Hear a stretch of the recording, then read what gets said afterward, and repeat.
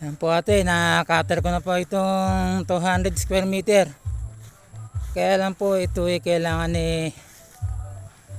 ito po yung unang mohon. Ito po. Ayun yung pangalawa sa taas.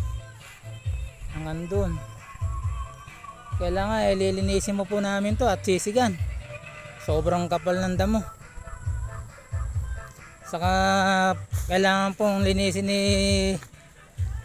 Kuya Masyal kasi yung iba po hindi ko makater kasi po napakaraming sanga. Tulad po nito. To. Yung ilalim ng damo maraming kahoy. Kaya hindi ko makater yung iba. Masisira kasi yung cutter ko pag pinuwersa ko. Ayun po yung sagingan nyo. Ayun si Kuya Masyal nagbibideo. Padadala raw po sa inyo. Hindi lang nakakatulong ngayon, naka-short kasi Ayan.